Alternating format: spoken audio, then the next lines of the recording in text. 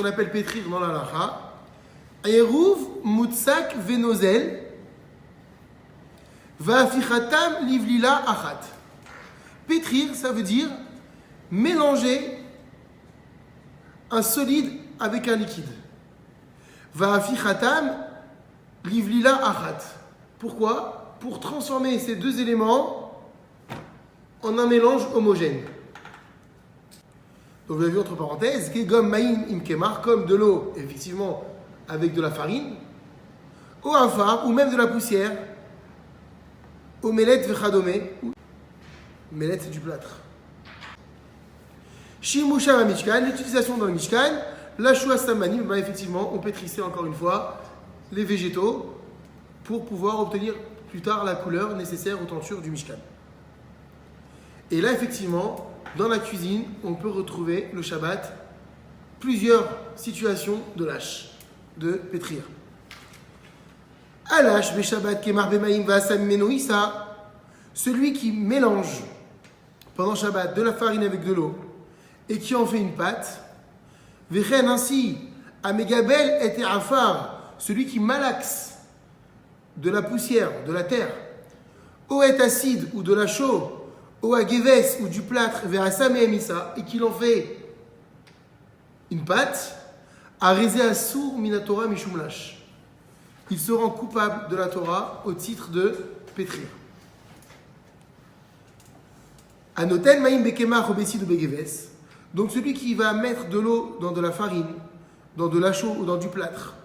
Vechen Anoten Otam Emaïm Velo Gibelan Velo Lachan Yachad. Et celui qui met un de ces éléments dans de l'eau, mais par contre, il ne va pas les pétrir ou les malaxer ensemble. Est-ce qu'il est chayav au titre de lâche, de pétrir? La lacha dit oui, à sourmidi vesofrin, par ordonnance rabbinique. Vechen devarim shenam niloshim venam gablim yafé. Ainsi, toute chose qui ne se pétrit pas bien comme il faut, qui ne rend pas une pâte homogène, qui est comme chol agas, comme du sable épais, même si tu mélanges avec de l'eau, ça va donner une matière, mais pas une matière au point d'en faire une consistance de pâte homogène. Vecha était basé et toute autre chose comme le sable. Assur les louchan, il est interdit de les pétrir avec de l'eau malgré tout. Mine avkot anemasad maim. Mutar litenam bemaim beshabat ul arevan kevan shelo notzeret shum belila smicha. En basé dimion elisha klal.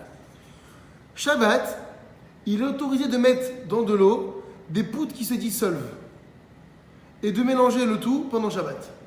Pourquoi? Parce que dans ce mélange, il n'y a aucune pâte qui va se créer, puisqu'il s'agit de poudre. La poudre, elle va se mélanger à l'eau, et donc du coup, ce qui va rester, c'est un liquide. Et donc c'est ça, en basé d'imion, il n'y a aucune comparaison avec le fait de pétrir. Velachen, c'est pourquoi Moutar la tête café tachoun onames, vechen soukar au melach, les tormaïm, velifroche bechaaf. C'est pourquoi il sera permis de mettre du café moulu en poudre, du sucre ou bien du sel dans de l'eau et de mélanger le tout avec une cuillère sans problème, parce que bien qu'il paraîtrait que cette poudre elle est solide, mais ça, je ne vais pas en retirer une pâte puisque le liquide reste liquide. Et il n'y a aucun problème pendant Shabbat. La question qu'on va maintenant est la suivante. Est-ce que j'ai le droit pendant Shabbat de faire de la purée en flocons? Vous savez, on prend la purée en poudre, je la mélange avec de l'eau bouillante, qui va du koum par exemple. Est-ce que j'ai le droit donc de faire de la purée en poudre?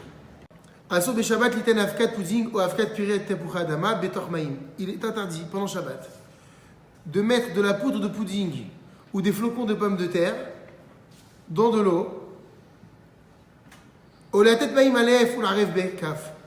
inversement, de mettre de l'eau sur cette poudre-là, donc il n'y a pas de sens, et de mélanger le tout avec une cuillère, mishum, chez notre seret, beila ava, puisque cela va former une pâte épaisse, donc la purée notamment ici, et donc ça s'appelle pétrir. Je vais créer quelque chose d'homogène à partir du mélange d'un liquide et d'un solide. Vechen adin beafkat jelly, et l'interdit est également valable pour de la poudre servant à fabriquer de la gelée. Dernière halakha, mutar la tête mettre mayonnaise al gavé chatirot tapuchadama. Il est permis de mettre un peu de mayonnaise sur des morceaux de pommes de terre, vegezer, sur des carottes, ou betsim, cachottes, ou sur des œufs durs, ou mlafifonim, chamoutsim, ou larvé, akol, yachad, ou toutes sortes en fait, de légumes, hein, et de les mélanger ensemble. Sheken, ena, mitraberim, yafé. Pourquoi? Parce que même si je vais les écraser et en faire une pâte a priori, ils ne vont pas non plus se mélanger au point que ça devienne une pâte homogène. Venam lasim belilachat, ça ne va pas devenir un mélange homogène. Et donc, du coup, j'aurai le droit de faire des œufs maillots au Shabbat ou toute autre chose